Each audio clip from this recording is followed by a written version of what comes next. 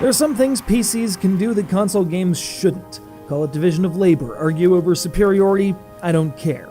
And sure, while there's been some cross-contamination that worked well, GoldenEye wresting dominance in the FPS sector, or the Super Nintendo version of SimCity, which was pretty decent, or even the controller-optimized PS3 and PS4 renditions of Final Fantasy XIV, more often than not you're left with a stripped-down interpretation that feels like an affront to all you hold dear. Civilization Revolution is a stripped-down interpretation, surely, but I don't know if it's that much of an affront. Maybe an aside or an aback. But this PS3 version of the famously obscenely huge 4X staple holds its own and can serve as a nice primer, an introduction into one of the most intense of gaming genres.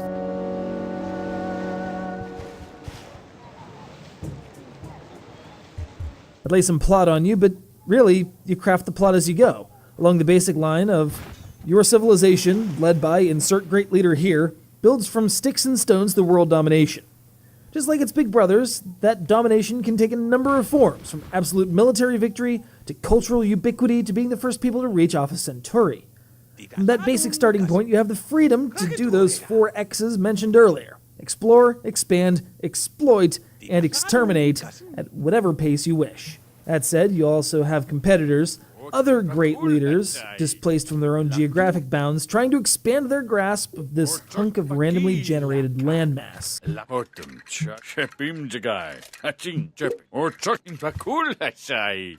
It's the standard Civilization bit, really, just kind of altered for the console masses.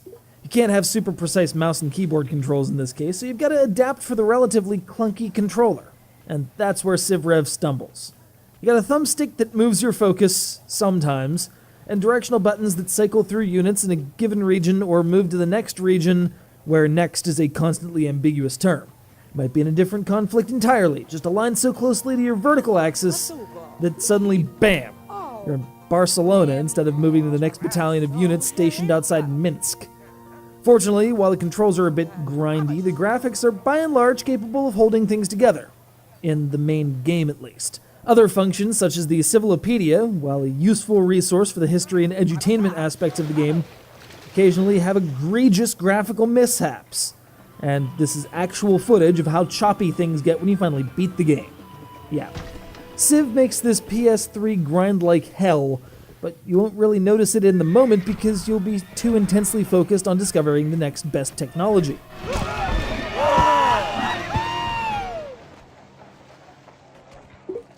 The audio presentation isn't bad, and the background music, well, you're going to forget all about it because you'll either A, be too deep in diplomacy to hear anything, or B, have shut off the audio long ago because the garbled, vaguely ethnically flavored speech of your quote-unquote trusted advisors made you want to rip out your hair. There's a number of things that makes this revolution kinda weak as a Civilization title, but regardless, it is Civilization, and you're probably not going to wrest yourself from it until you've taken over the world. One more turn, man. Just one more turn.